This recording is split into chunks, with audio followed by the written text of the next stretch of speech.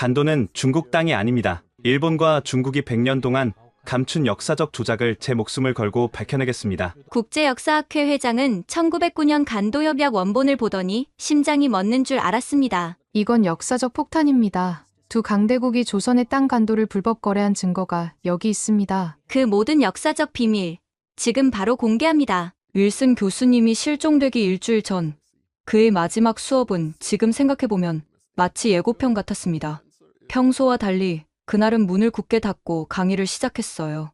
오늘은 교과서에는 절대 나오지 않는 이야기를 들려주겠습니다.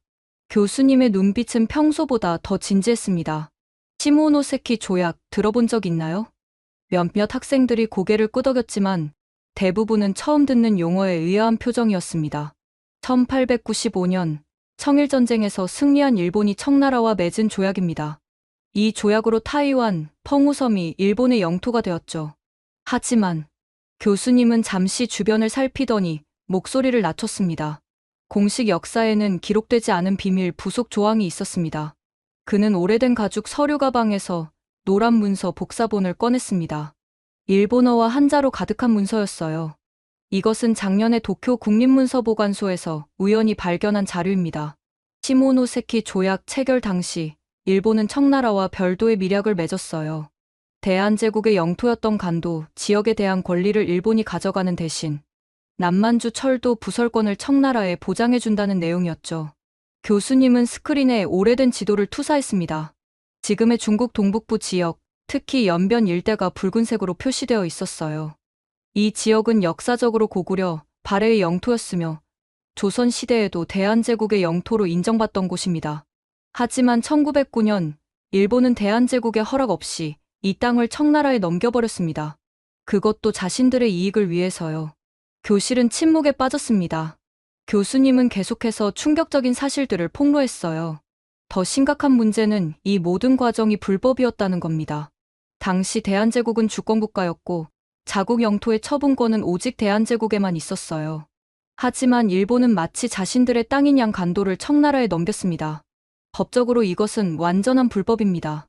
그는 잠시 물을 마시고 우리의 반응을 살폈습니다. 몇몇 중국 유학생들이 불편한 기색을 보이며 서로 속삭이는 모습이 보였어요.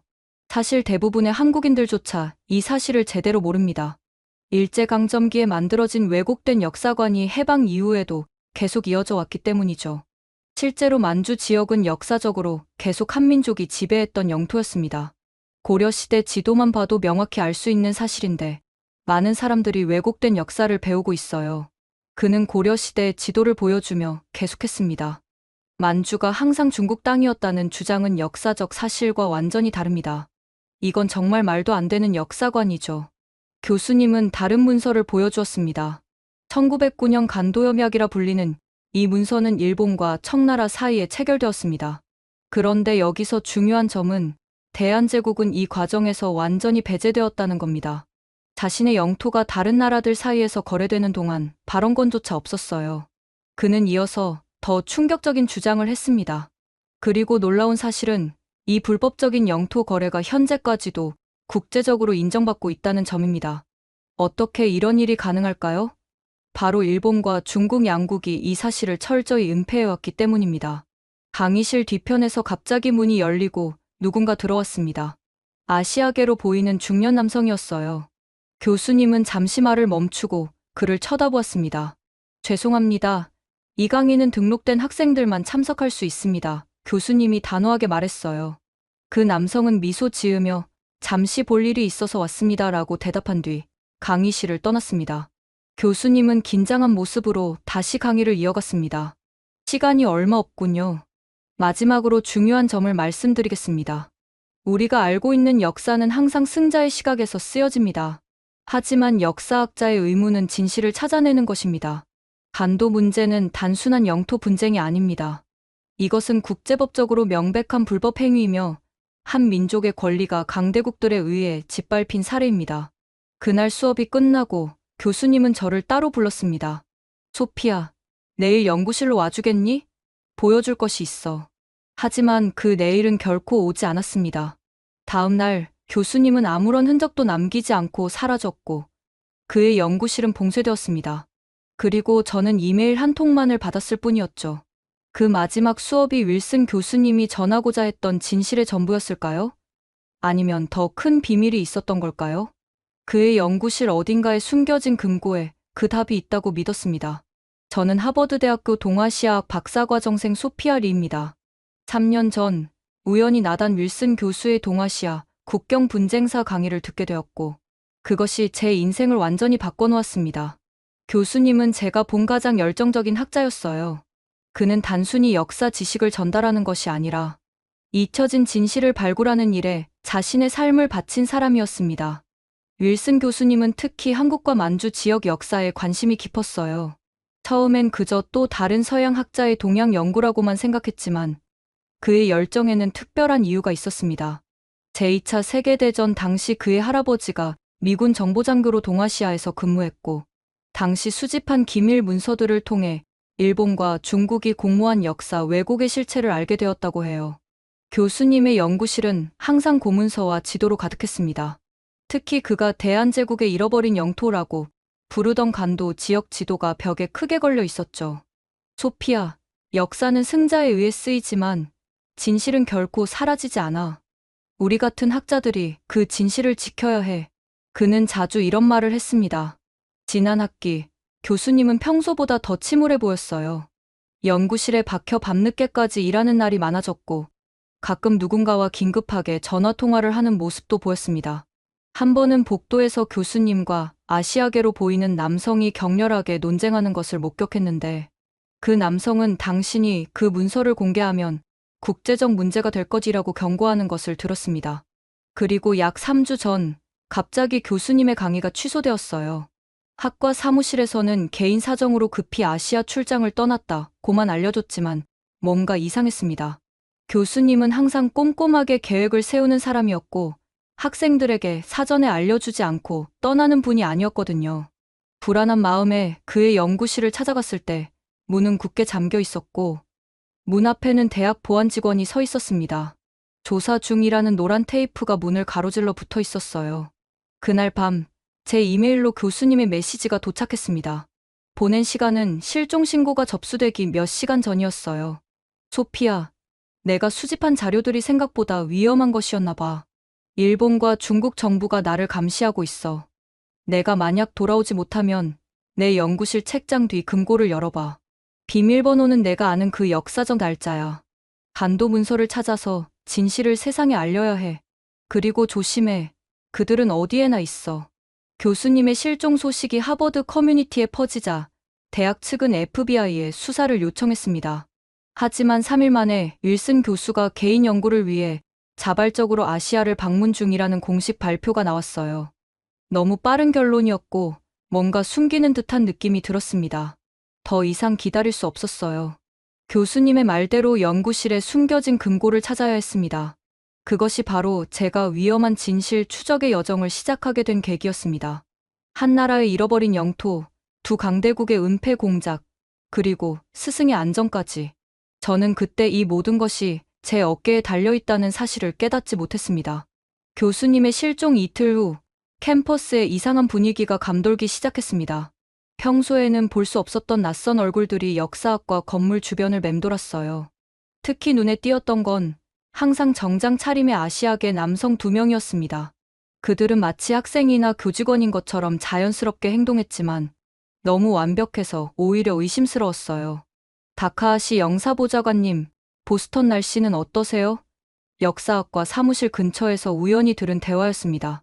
정장 차림의 남성에게 학과장 브라운 교수가 격식을 갖춰 말하고 있었어요. 네, 도쿄보다 춥네요. 윌슨 교수의 연구실은 언제쯤 접근할 수 있을까요? 그가 부드럽지만 단호한 어조로 물었습니다. FBI가 조사 중이라. 아직은 어렵습니다. 하지만 외교적 경로로 접근하신다면 그 이상은 들을 수 없었어요. 두 사람이 복도 끝으로 사라졌기 때문입니다. 일본 영사관 관계자가 왜 교수님의 연구실에 관심을 보이는 걸까요? 그리고 왜 학과장은 마치 그를 두려워하는 듯한 태도를 보이는 걸까요? 도서관으로 향하는 길에 또 다른 이상한 광경을 목격했습니다. 중국인 유학생 그룹이 평소보다 큰 소리로 대화를 나누고 있었어요. 평소라면 신경 쓰지 않았겠지만 그들 사이에서 윌슨이라는 이름이 들려왔습니다. 윌슨이 베이징에 갔다는 정보가 확실해? 한 학생이 물었습니다. 장 교수님이 직접 확인했대. 그가 만주 역사에 관한 문서를 찾고 있다고 해. 다른 학생이 답했어요. 저 미국인이 우리 내부 문제를 건드리면 안 되는데. 그들은 제가 지나가는 것을 보자 갑자기 대화를 멈추고 경계하는 눈빛을 보냈습니다. 저는 아무것도 듣지 못한 척 지나쳤지만 등 뒤로 그들의 시선이 꽂히는 것을 느낄 수 있었어요. 그날 저녁 도서관에서 간도 지역과 시모노세키 조약에 대해 조사하고 있을 때였습니다. 누군가 제 테이블 앞에 앉았어요. 고개를 들어보니 낯익은 얼굴이었습니다. 지난 학기 윌슨 교수님의 수업을 함께 들었던 중국인 교환학생 장의였어요. 윌슨 교수님을 찾고 있다고 들었어. 그가 갑자기 말을 걸었습니다. 누구한테 들은 거야? 저는 경계하며 물었습니다. 중요한 건 그게 아니야. 나도 교수님께 도움을 받았어. 하지만 너무 깊이 파고들면 위험해. 그의 목소리는 속삭임에 가까웠어요. 무슨 뜻이야? 교수님이 연구하던 내용은 민감한 주제야. 특히 중국과 일본 정부에게는. 장외인은 주변을 살피더니 종이에 뭔가를 빠르게 적었습니다.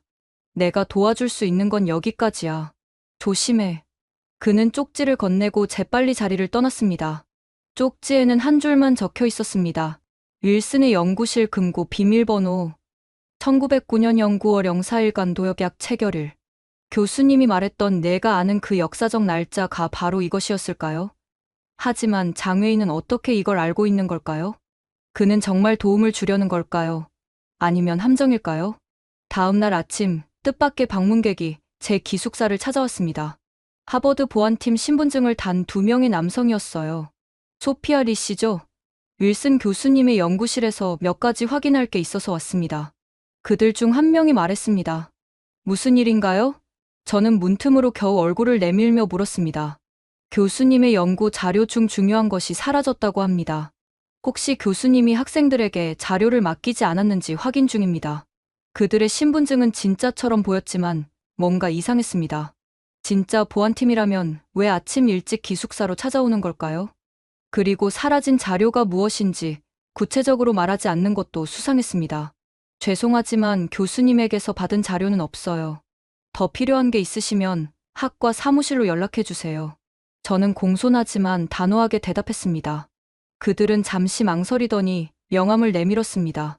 혹시 생각나는 것이 있으면 연락 주세요. 명함에는 하버드 대학교 보안팀 제임스 킴이라고 적혀 있었지만 전화번호는 하버드 대학 내선 번호가 아니었습니다. 그들이 떠난 후 창문을 통해 밖을 내다보았습니다. 두 남성은 하버드 보안팀 차량이 아닌 검은색 세단에 탑승했고 차 안에는 또 다른 사람이 기다리고 있었어요. 차가 떠나기 전 그중 한 명이 뭔가를 촬영하는 듯이 제 창문을 향해 카메라를 들이댔습니다. 그 순간 깨달았습니다. 저는 이미 감시 대상이 되어 있었고 일본과 중국 양측 모두 교수님의 연구 내용에 촉각을 곤두세우고 있다는 사실을요. 더 이상 미룰 수 없었습니다. 오늘 밤 어떻게든 교수님의 연구실에 침입해 금고를 열어봐야 했습니다. 그것만이 교수님의 행방과 그가 발견한 진실을 알 수 있는 유일한 방법이었으니까요. 밤이 깊어진 후 교수님의 연구실로 향하기 위해 준비를 마쳤습니다.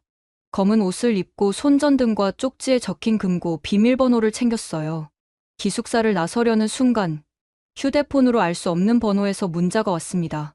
당신 방 책상 위를 확인하세요. 순간 등골이 오싹해졌습니다. 누군가 제 전화번호를 알고 있었고 지금 이 순간에 문자를 보냈다는 건 제가 감시당하고 있다는 뜻이었으니까요. 조심스럽게 뒤돌아 책상을 살펴보았습니다. 처음엔 아무것도 보이지 않았어요. 하지만 책상 위 서류들을 들추어 보니 그곳에 낯선 봉투가 놓여 있었습니다. 떨리는 손으로 봉투를 열었습니다. 안에는 사진 한 장이 들어 있었어요. 교수님의 사진이었습니다. 어딘가 어두운 방에 갇혀있는 모습이었고 오늘 날짜가 적힌 신문을 들고 있었어요. 살아있다는 증거였지만 동시에 누군가에게 붙잡혀 있다는 증거이기도 했습니다. 사진 뒷면에는 한자로 뭔가가 적혀 있었어요. 역사는 승자의 기록이다. 진실을 원한다면 내일 밤 8시 차이나타운 용의 눈물 식당으로 오라. 제 심장이 미친 듯이 뛰기 시작했습니다. 누군가 제 기숙사에 침입했다는 사실도 충격적이었지만 더 무서운 건 그들이 교수님을 데리고 있다는 사실이었어요. 그리고 그들은 제가 교수님을 찾고 있다는 것을 알고 있었습니다. 문자가 다시 왔습니다. 선택은 당신의 몫입니다. 하지만 현명하게 하세요. 갑자기 창문 쪽에서 무언가 스치는 소리가 들렸습니다. 커튼을 살짝 들추자 가로등 빛에 비친 검은 실루엣이 보였어요. 누군가가 제 방을 감시하고 있었던 겁니다. 그는 제가 커튼을 들추는 것을 보자마자 재빨리 모습을 감췄습니다. 공포에 질려 경찰에 신고할까 고민했지만 그들이 교수님에게 어떤 해를 입힐지 모른다는 생각에 망설였습니다. 게다가 이미 하버드 보안팀도 의심스러웠기에 누구를 믿어야 할지 알 수 없었어요. 밤새 잠을 이루지 못했습니다. 다음 날 아침 수업에 집중할 수 없었지만 평소처럼 행동하려고 노력했어요. 어쩌면 지금도 누군가가 저를 지켜보고 있을지 모른다는 생각에 등 뒤로 식은땀이 흘렀습니다. 점심시간, 도서관으로 향하던 중 누군가가 제 어깨를 툭 쳤습니다. 깜짝 놀라 돌아보니 동양인 남학생이었어요. 처음 보는 얼굴이었습니다. 실례합니다. 혹시 윌슨 교수님 수업 수강생인가요? 그가 물었습니다. 네, 맞아요. 경계하며 대답했습니다. 저도 그 수업을 듣고 싶어서요. 교수님이 언제 돌아오실지 알고 계신가요? 질문은 평범해 보였지만 그의 눈빛에서 뭔가 다른 의도를 느꼈습니다. 마치 제 반응을 시험하는 것 같았어요. 모르겠어요. 학과 사무실에 물어보세요. 짧게 대답한 후 빠르게 자리를 떠났습니다. 도서관 구석에 앉아 간도 지역에 대한 자료를 더 찾아보았습니다.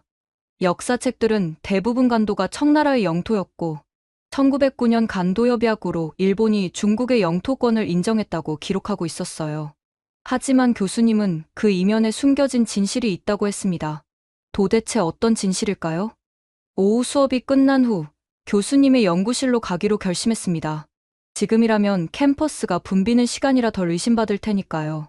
역사학과 건물에 도착했을 때 놀랍게도 교수님의 연구실 문은 굳게 잠겨 있었고 출입금지 테이프가 붙어 있었습니다. 무슨 일이세요?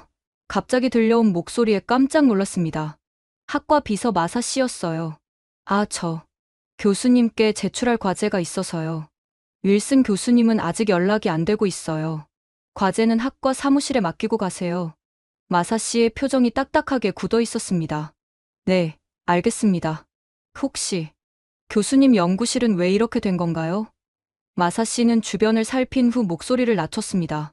FBI가 조사 중이에요. 당분간 아무도 들어갈 수 없어요. 그리고 소피아, 이 일에 너무 관여하지 않는 게 좋을 거예요. 그녀의 충고에는 진심 어린 걱정이 담겨 있었습니다.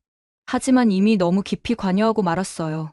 게다가 교수님의 생명이 위험할지도 모르는 상황이었습니다. 저녁이 되어 기숙사로 돌아왔을 때 또 다른 충격이 기다리고 있었습니다. 제 방은 완전히 뒤집혀 있었어요. 책과 서류들이 바닥에 흩어져 있었고 노트북은 사라진 상태였습니다. 누군가 제 방을 수색한 것이 분명했어요. 더 무서운 건 침대 위에 놓인 메모였습니다. 우리는 진지합니다. 8시, 용의 눈물. 시계를 보니 7시 30분이었습니다. 결정의 시간이 다가오고 있었어요. 경찰에 신고할까요? 아니면 약속 장소로 가야 할까요? 교수님의 안전을 위협할 수도 있지만 이대로 가다간 제 안전도 보장할 수 없었습니다. 깊은 고민 끝에 중간 방법을 택했습니다. 지금까지 알게 된 내용과 위협 메시지 사진을 찍어 암호화 이메일로 신뢰할 수 있는 친구에게 보냈어요. 48시간 내에 연락이 없으면 경찰에 이 내용을 전달해줘. 라는 메시지와 함께요. 그리고 차이나타운으로 향했습니다. 용의 눈물 식당은 좁은 골목 안쪽에 위치한 허름한 곳이었어요. 문을 열고 들어서자 중국 전통 장식이 가득한 내부가 보였습니다. 손님은 거의 없었고 카운터에 있던 노인이 저를 유심히 바라봤어요. 혹시 예약이 있으신가요? 그가 물었습니다. 아니요, 그냥. 뭐라고 대답해야 할지 망설였습니다. 2층 VIP룸으로 안내해 드리겠습니다. 놀랍게도 그는 제가 찾아온 손님이라는 것을 알고 있었습니다. 떨리는 다리로 그를 따라 좁은 계단을 올랐어요. 계단 끝에는 붉은 문이 있었고 노인은 문을 열어준 후 조용히 내려갔습니다. 방 안으로 들어서자 테이블 앞에 앉아있는 중년 남성이 보였습니다. 단정하게 차려입은 그의 모습은 평범한 대학 교수 같았지만 눈빛에서 위험함이 느껴졌어요. 소피아 리 씨, 앉으시죠. 그가 유창한 영어로 말했습니다. 저는 장 교수라고 합니다. 중국 베이징 대학에서 왔습니다. 윌슨 교수님은 어디 있나요? 저는 곧바로 물었습니다. 장 교수는 천천히 미소 지었습니다. 걱정 마세요. 그는 안전합니다. 다만, 그의 안전이 계속 보장될지는 당신의 선택에 달려 있어요. 윌슨 교수님과 지금 당장 통화하게 해주세요. 저는 가능한 한 단호하게 말했지만 목소리가 떨리는 것을 감출 수 없었습니다. 장 교수는 천천히 고개를 저었습니다. 그렇게 간단하지 않습니다. 소피아 씨. 하지만 이것을 보여드리죠. 그는 태블릿을 꺼내 화면을 켰습니다. 교수님이 신문을 들고 있는 영상이 재생되었어요. 오늘 날짜의 신문이었고 교수님은 지친 표정이었지만 큰 부상은 없어 보였습니다. 윌슨 교수가 관여하고 있는 문제는 단순한 학술 연구가 아닙니다. 장 교수가 태블릿을 다시 가방에 넣으며 말했습니다. 그것은 중국의 영토 주권과 역사적 정통성에 관한 문제입니다. 당신이 이해해야 할 것은 그의 말이 끝나기도 전에 저는 끼어들었습니다. 교수님은 그저 진실을 연구하고 있었을 뿐이에요. 역사적 사실이 특정 국가에 불리하다고 해서 그것을 숨기는 건 학문의 자유를 침해하는 행위죠. 장 교수의 표정이 순간 굳어졌다가 다시 부드러워졌습니다. 아, 윌슨이 당신에게 많은 것을 가르쳤군요. 하지만 역사는 항상 해석의 문제입니다. 그리고 어떤 해석은 수백만 사람들의 정체성과 국가의 안보에 영향을 미치죠. 그는 봉투 하나를 테이블 위에 밀어 넣었습니다. 이 안에는 윌슨 교수의 연구실에서 발견된 자료 목록이 있습니다. 우리가 알고 싶은 건 단 하나예요. 교수가 발견한 결정적 증거라는 것이 정확히 무엇인지, 그리고 그것이 어디에 있는지입니다. 저는 봉투를 집어들지 않고 그대로 두었습니다. 저도 모르는 일이에요. 교수님은 저에게 그런 이야기를 하지 않았어요. 정말 그럴까요? 장 교수가 의심스럽게 물었습니다. 윌슨은 당신을 가장 신뢰하는 제자라고 했습니다. 그는 당신에게 무언가를 맡겼을 겁니다. 아마도. 당신도 모르게 말이죠. 그의 말에 머릿속이 복잡해졌습니다. 교수님이 저에게 무언가를 맡겼다고요? 언제? 어떻게? 48시간을 드리겠습니다. 장 교수가 자리에서 일어나며 말했습니다. 그 시간 동안 당신이 교수의 연구 자료를 찾아서 우리에게 가져오면 우리는 윌슨 교수를 즉시 풀어줄 것입니다. 그렇지 않으면 그는 말을 흐렸지만 위협의 의미는 명확했습니다. 그리고 소피아 씨, 일본인들을 조심하세요. 그들도 이 일에 깊이 관여하고 있으니까요. 하지만 그들은 우리처럼 관대하지 않습니다. 장 교수가 방을 나간 후 저는 그 자리에 한동안 얼어붙어 있었습니다. 이제 상황이 더욱 복잡해졌어요. 교수님은 중국인들에게 붙잡혀 있고 일본인들도 이 일에 관여하고 있다니. 게다가 교수님이 저에게 무언가를 맡겼다고 했지만 저는 그런 기억이 없었습니다. 기숙사로 돌아오는 길, 끊임없이 머릿속으로 교수님과의 마지막 대화를 되새겨 보았습니다. 내가 아는 그 역사적 날짜, 내 물건들을 잘 살펴봐. 때로는 가장 중요한 것이 눈앞에 있어도 보이지 않아. 문득 깨달음이 찾아왔습니다. 학기 시작 때 교수님이 모든 학생들에게 나눠주었던 USB 드라이브. 그것은 강의 자료가 담겨 있다고 했지만 제 것에는 몇 개의 파일만 들어있어서 이상하다고 생각했었어요. 혹시 그 안에 숨겨진 파일이 있는 건 아닐까요? 기숙사에 도착하자마자 서랍을 뒤져 USB를 찾아냈습니다. 컴퓨터에 꽂고 파일들을 살펴보았지만 겉보기에는 평범한 강의 자료뿐이었어요. 숨겨진 파일도 없었습니다. 실망감에 한숨을 내쉬며 USB를 만지작거리던 중 이상한 점을 발견했습니다. USB의 플라스틱 케이스가 약간 느슨했어요. 조심스럽게 당겨보니 내부에 작은 마이크로 SD 카드가 숨겨져 있었습니다. 떨리는 손으로 카드를 꺼내 어댑터에 끼워 컴퓨터에 연결했습니다. 하지만 그 안에는 암호화된 파일 하나만 있었고 비밀번호가 필요했어요. 1909년 연구월 04일을 입력해 보았지만 실패했습니다. 교수님이 말한 내가 아는 그 역사적 날짜는 이게 아니었나 봐요. 다른 중요한 날짜들을 떠올려 보았습니다. 시모노세키 조약 체결일, 러일 전쟁 종전일 모두 실패했습니다. 깊은 생각에 잠겨 있던 중 문득 교수님과 처음 만났던 날이 떠올랐습니다. 역사학 특별 세미나 첫 수업. 그날 교수님이 던진 질문이 기억났어요. 역사에서 가장 중요한 날은 언제일까요? 바로 진실이 밝혀지는 날입니다. 그리고 교수님은 칠판에 날짜를 하나 적으셨어요. 1760년 10월 04일 간도 지역에서 조선과 청나라 사이에 첫 국경 협상이 있었던 날이었습니다. 교수님은 이 날짜가 간도 문제의 시작이라고 설명하셨어요. 떨리는 손으로 1760년 10월 04일을 입력했습니다. 순간 파일이 열리며 화면이 밝아졌습니다. 파일 안에는 수십 개의 문서와 사진, 지도가 있었습니다. 대부분은 한문으로 쓰인 고문서였고, 일부는 일본어와 러시아어로 된 문서들이었어요. 그 중에서도 눈에 띄는 것은 1905년 을사늑약 비밀 부속 조항이라는 제목의 문서였습니다. 그 문서를 열자 충격적인 내용이 나왔습니다.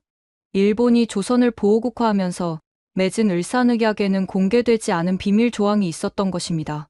그 조항은 간도 지역의 조선인 거주지에 대한 일본의 특별 관리권을 명시하고 있었어요. 더 놀라운 것은 그 뒤에 첨부된 1909년 간도협약 원본 사진이었습니다. 공식 기록과 달리 원본에는 본협약은 1905년 을사늑약의 비밀 부속 조항에 기초하며 간도 지역 내 조선인 거주지의 특별 지위를 인정한다는 문구가 있었어요. 그리고 그 부분이 나중에 삭제된 흔적이 명확했습니다. 교수님은 간도가 단순히 중국 영토가 아니라 조선인들의 거주권이 국제적으로 인정된 특별 지역이었다는 역사적 증거를 발견한 것입니다. 그리고 이 사실이 이후 중국과 일본에 의해 의도적으로 은폐되었던 것이죠. 파일들을 더 살펴보니 교수님이 베이징과 도쿄의 국립문서보관소에서 이 자료들을 수집한 과정이 담긴 연구 일지도 있었습니다. 그는 양국 정부가 이 문서들을 은폐하려 했다는 증거도 수집해 놓았더군요. 마지막 파일은 교수님이 저에게 남긴 메시지였습니다.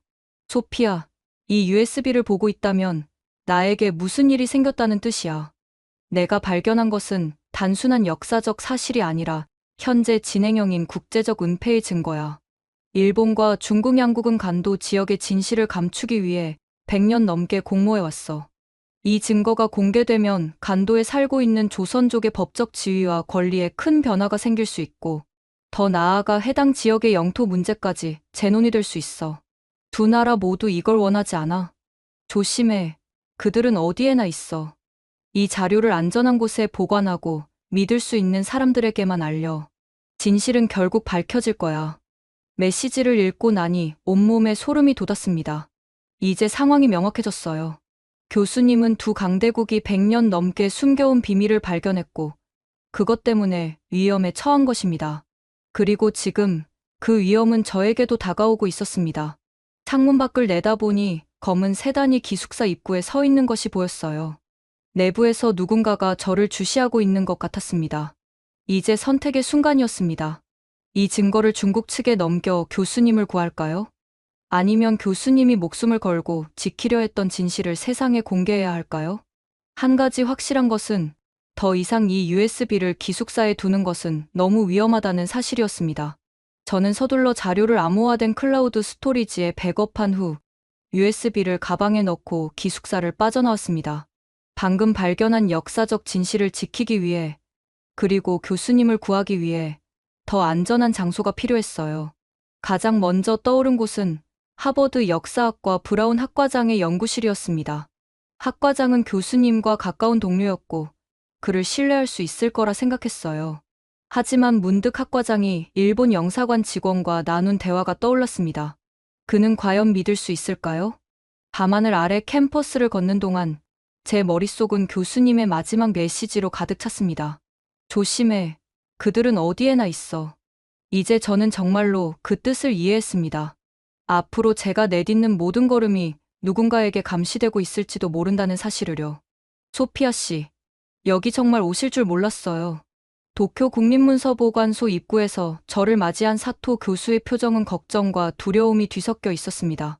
하버드에서 한 학기 동안 강의했던 그는 윌슨 교수님의 몇 안 되는 동료 중 하나였고, 지금으로서는 제가 의지할 수 있는 유일한 사람이었습니다. 선택의 여지가 없었어요. 저는 낮은 목소리로 대답했습니다. USB에 있던 문서들의 원본을 직접 확인해야 해요. 그것만이 교수님을 구할 수 있는 방법이에요.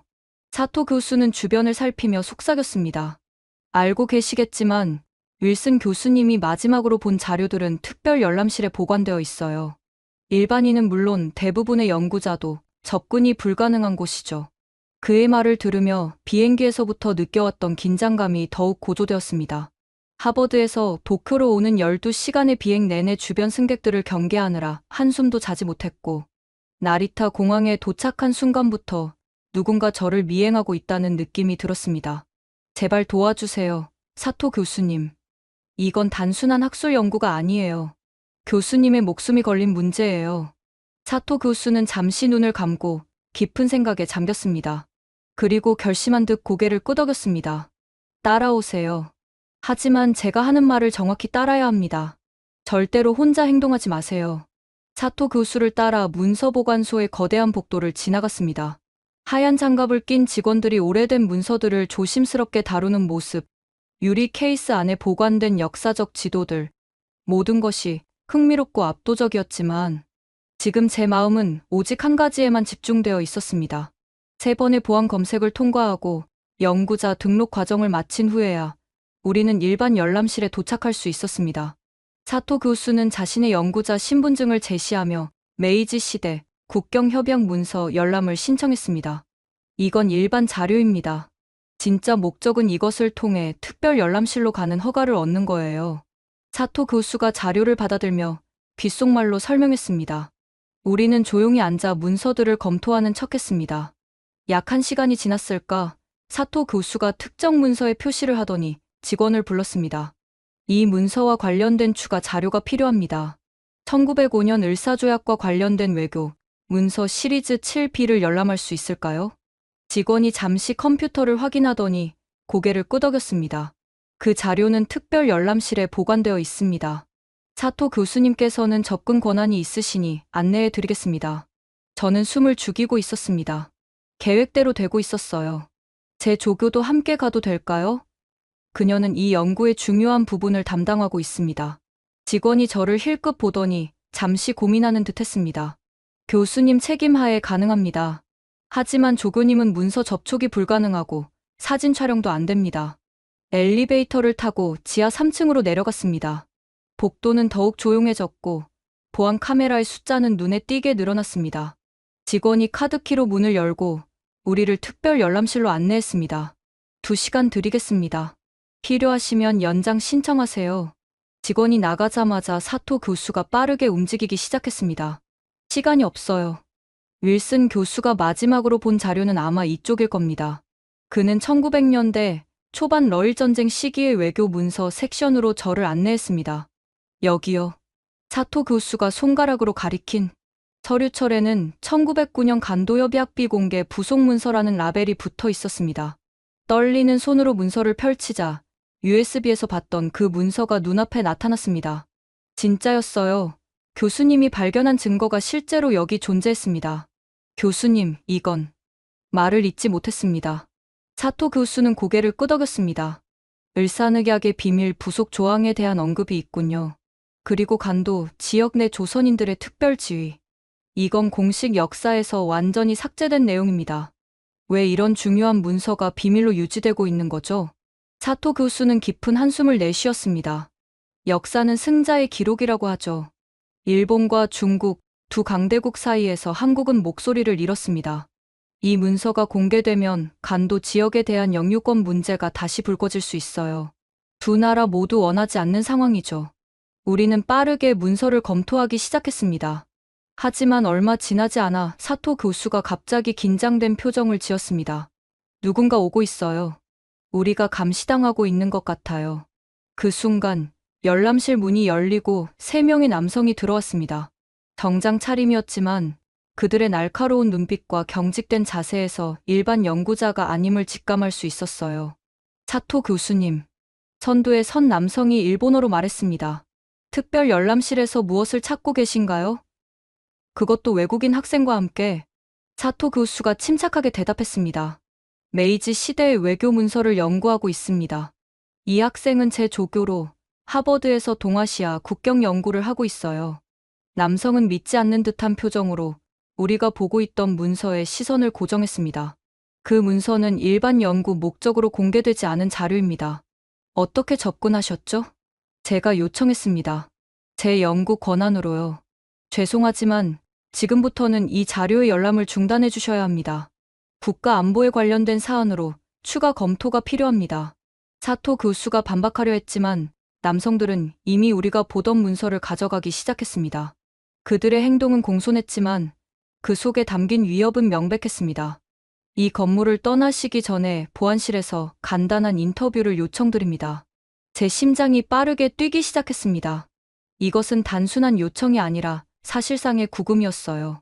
사토 교수와 눈이 마주쳤고 그의 눈에서 걱정과 함께 미안함을 읽을 수 있었습니다. 하지만 그때 열람실 문이 다시 열리며 또 다른 사람이 들어왔습니다. 노인이었는데 그의 등장에 세 남성이 모두 긴장하는 것이 느껴졌어요. 무슨 일입니까? 노인이 권위 있는 목소리로 물었습니다. 하라다 관장님. 선두에 섰던 남성이 당황한 기색으로 말했습니다. 국가 안보 관련 문제로. 내 허가 없이 연구자를 방해하는 겁니까? 하라다 관장이 차갑게 말했습니다. 외무성의 권한이 문서보관소의 학술적 자율성보다 우선하나요? 순간 방 안의 공기가 얼어붙는 듯 했습니다. 세 남성은 잠시 망설이다가 관장에게 고개를 숙였습니다. 죄송합니다, 관장님. 하지만 이 문제는 제가 직접 처리하겠습니다. 하라다 관장이 단호하게 말을 잘랐습니다. 사토 교수와 그의 조교는 제 책임하에 연구를 계속하도록 하겠습니다. 놀랍게도 세 남성은 더 이상 반박하지 못하고 물러났습니다. 그들이 떠나자 하라다 관장이 우리에게 다가왔습니다. 윌슨의 제자군요. 그가 영어로 말했습니다. 제 놀란 표정을 보고 그는 쓴웃음을 지었습니다. 그래요. 나는 윌슨을 압니다. 그는 내 오랜 친구이자 동료였어요. 관장님, 정말 감사합니다. 하지만 어떻게? 하라다 관장은 손을 들어 제 말을 막았습니다. 시간이 없습니다. 그들은 곧 더 높은 권한을 가진 사람들과 함께 돌아올 겁니다. 당신이 찾는 것이 무엇인지 알고 있어요. 윌슨이 마지막으로 여기 왔을 때 그는 나에게도 그 발견에 대해 이야기했습니다. 그럼 교수님이 어디 있는지도 아시나요? 하라다 관장은 안타깝게 고개를 저었습니다. 그건 모릅니다. 하지만 당신이 찾는 진짜 증거, 모든 것을 증명할 수 있는 결정적 문서는 여기 없습니다. 없다니요? 그럼 어디에? 당황해서 물었습니다. 중국입니다. 하라다 관장이 낮은 목소리로 말했습니다. 윌슨은 1909년 간도협약의 진짜 원본이 베이징 국립문서보관소에 있다고 믿었어요. 그리고 그것은 여기 있는 사본과는 중요한 차이점이 있을 거라고 생각했죠. 사토 교수가 놀란 표정으로 끼어들었습니다. 그 차이점이 뭐죠? 일본과 청나라가 공모했다는 증거입니다. 두 나라는 간도 지역의 조선인들의 법적 지위를 점진적으로 약화시키기로 비밀리에 합의했어요.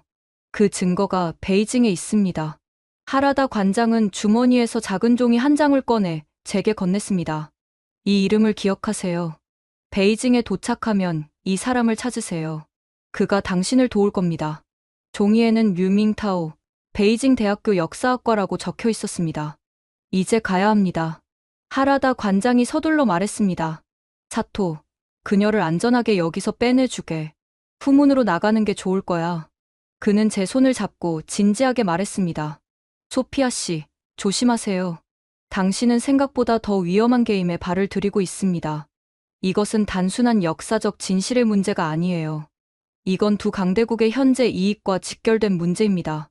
하라다 관장이 떠나자 사토 교수는 서둘러 저를 데리고 후문으로 향했습니다. 우리는 복도를 빠르게 지나며 몇 번이나 방향을 바꿨고 직원들만 사용하는 계단을 통해 건물 뒤편으로 나왔습니다. 이제 어떻게 하실 건가요? 사토 교수가 걱정스럽게 물었습니다. 베이징에 가야겠어요. 저는 결심한 듯 대답했습니다. 하라다 관장이 말한 그 사람을 찾아서 진짜 증거를 확보해야 해요. 사토 교수의 얼굴이 창백해졌습니다. 매우 위험할 거예요. 중국 당국도 이 문제에 관련되어 있잖아요. 알아요. 하지만 교수님을 구하기 위해서는 그 증거가 필요해요. 사토 교수는 깊은 한숨을 내쉬었습니다. 그렇다면 제가 공항까지 데려다 드리겠습니다. 그리고 이걸 가져가세요. 그는 봉투 하나를 제게 건넸습니다. 윌슨 교수가 여기 있을 때 나에게 맡긴 것입니다. 그는 누군가가 그를 따라다니고 있다고 느꼈어요. 혹시 모를 일에 대비해 이걸 안전하게 보관해 달라고 했죠. 봉투 안에는 날짜와 이름이 적힌 노트 한 장이 있었습니다. 1909년 간도협약 체결 당시 관여했던 일본과 중국 외교관들의 명단, 그리고 각 문서가 어디에 보관되어 있는지 상세히 적혀 있었어요. 이건 윌슨 교수가 자신의 연구를 인증할 비밀 증거입니다. 사토 교수가 설명했습니다. 교수님은 이것이 자신의 생명보험이라고 말했어요. 하지만 그것도 충분하지 않았나 봐요. 거리로 나오자 칼바람이 제 뺨을 스쳤습니다. 하지만 그 차가움보다 더 절실하게 느껴진 것은 시간이 얼마 남지 않았다는 긴박함이었어요. 누군가 계속 우리를 감시하고 있다는 느낌에 주변을 경계하며 발걸음을 재촉했습니다. 공항으로 향하는 기차 안에서 저는 창밖으로 스쳐 지나가는 도쿄의 풍경을 바라보며 생각에 잠겼습니다. 하버드의 평화로운 캠퍼스에서 학술 연구를 하던 제가 이제는 두 강대국의 비밀에 맞서는 위험한 여정 속에 있다니. 그리고 이 여정의 다음 단계는 더욱 위험한 베이징이었습니다. 조심하세요, 소피아 씨. 공항 입구에서 사토 교수가 마지막으로 당부했습니다. 베이징에서는 누구도 믿지 마세요. 심지어 류밍타오 교수도요. 그가 도움을 줄 수 있을지 모르지만 그도 자신의 이해관계가 있을 테니까요. 비행기 탑승구로 향하면서 제 뒤에서 누군가 저를 지켜보는 듯한 느낌이 들었습니다. 뒤돌아보니 검은 정장 차림의 남성이 멀리서 저를 주시하고 있었어요. 우리의 시선이 마주치자 그는 휴대폰으로 무언가를 말하기 시작했습니다. 베이징행 비행기에 올라타면서 이 위험한 게임이 이제 막 시작되었다는 것을 깨달았습니다. 그리고 베이징에서 저를 기다리고 있을 더 큰 위험도 예감할 수 있었죠. 베이징 수도 국제공항에 발을 내딛는 순간 누군가 제 움직임을 감시하고 있다는 느낌이 강하게 들었습니다. 입국장을 지나 수화물을 찾는 동안에도 등 뒤로 차가운 시선이 느껴졌어요. 여기 처음이세요? 갑자기 들려온 영어에 깜짝 놀라 뒤돌아봤습니다. 20대 중반으로 보이는 중국인 남성이 친근한 미소를 지으며 서 있었어요. 검은색 안경을 쓰고 단정한 옷차림의 그는 호텔 직원처럼 보였습니다. 저는 왕이라고 합니다. 호텔 픽업 서비스로 왔어요. 제가 호텔 픽업을 예약한 적이 없다는 것을 알면서도 본능적으로 그의 행동에 경계를 풀지 않았습니다. 제가 예약한 적이 없는데요. 왕이라는 남자는 당황한 듯 보였지만 그의 눈에서 잠시 날카로운 빛이 스쳐 지나가는 것을 놓치지 않았어요. 아, 죄송합니다. 손님 명단에 혹시 소피아 리 씨가 아니신가요? 제 이름을 알고 있다는 사실에 심장이 빠르게 뛰기 시작했습니다. 사토 교수와 하라다 관장의 경고가 머릿속을 스쳤어요.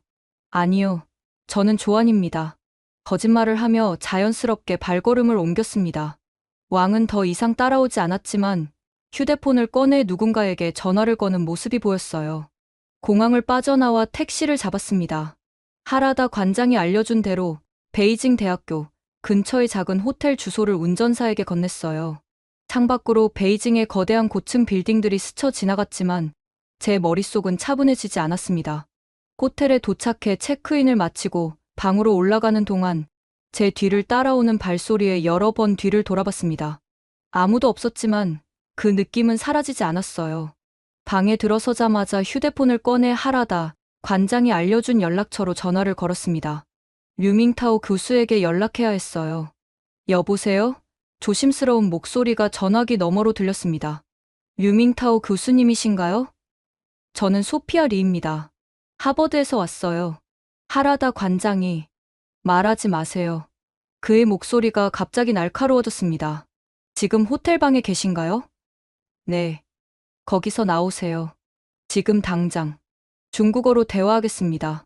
그는 유창한 영어에서 갑자기 중국어로 전환했습니다. 다행히 제가 중국어를 기초적으로나마 이해할 수 있다는 것을 아는 것 같았어요. 왕푸진 거리 북쪽 끝, 티엔바오 차관에서 만납시다. 30분 안에 오세요. 혼자 오고 미행자가 없는지 확인하세요. 전화가 끊겼습니다. 가방에서 필요한 것만 챙겨 재빨리 방을 나섰어요. 엘리베이터가 아닌 비상계단을 이용해 호텔 뒷문으로 빠져나왔습니다. 거리는 저녁 무렵이라 사람들로 붐볐어요. 저는 인파 속에 섞여 몇 번이나 방향을 바꾸며 혹시 모를 미행자를 따돌리려 했습니다. 한 번은 백화점에 들어갔다가 다른 출구로 나왔고 지하철역에 들어갔다가 곧바로 빠져나오기도 했죠. 약속 장소에 도착했을 때 차관은 전통적인 중국 분위기로 가득했습니다.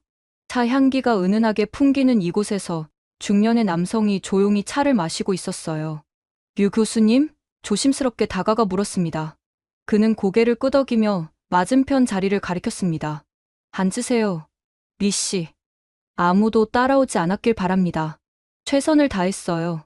그는 낮은 목소리로 말했습니다. 당신이 위험한 일에 발을 들였다는 걸 알고 계시겠죠. 윌슨 교수가 발견한 것 때문에 그는 지금 큰 위험에 처해 있습니다. 교수님이 살아계신 건가요? 제 심장이 뛰었습니다. 류 교수는 잠시 망설이다 대답했습니다. 그렇게 믿습니다. 하지만 그가 어디에 있는지는 확실하지 않아요. 일본 정보기관이 그를 취조 중일 수도 있고, 우리 공안이 그를 보호 중일 수도 있죠. 두 나라 모두 교수님을 납치했다는 건가요? 납치라. 강한 표현이네요. 하지만 본질적으로는 맞습니다. 류 교수는 차 한 모금 마시며 말했습니다. 윌슨 교수는 일본과 중국이 100년 넘게 숨겨온 비밀을 파헤치고 있었어요. 간도 지역의 귀속 문제는 단순한 역사적 논쟁이 아닙니다. 현재 진행형의 영토 및 자원 문제예요. 대부분의 한국인들조차 제대로 알지 못하는 사실인데, 그들은 일제강점기 때 만들어진 왜곡된 역사관을 배우고 있거든요. 실제로 만주 지역은 고구려, 발해 시대부터 한민족의 영토였습니다. 고려시대 지도만 봐도 명확한 사실이죠. 그런데 이런 역사적 진실이 어떻게 이토록 철저히 은폐될 수 있었을까요? 그는 주머니에서 작은 메모리 카드를 꺼내 테이블 밑으로 제게 건넸습니다. 이것은 윌슨 교수가 찾던 1909년 간도협약의 진짜 원본 사본입니다. 베이징 국립문서보관소에 보관된 문서죠. 원본에는 일본과 청나라가 조선인의 법적 지위를 점진적으로 박탈하기로 한 비밀 부속 조항이 포함되어 있어요. 메모리 카드를 받아 주머니에 넣으며 물었습니다. 왜 저를 도와주시는 거죠? 류 교수의 눈에 슬픔이 스쳤습니다. 저는 역사학자입니다. 진실이 밝혀져야 한다고 믿어요. 그리고 그의 목소리가 더 낮아졌습니다. 제 할아버지는 그 지역 출신의 조선인이었습니다. 우리 가족도 그 정책의 희생자였어요. 갑자기 그의 시선이 날카로워졌습니다. 누군가 오고 있어요. 일어나세요. 뒤를 돌아보니 3명의 남성이 차관으로 들어오고 있었습니다.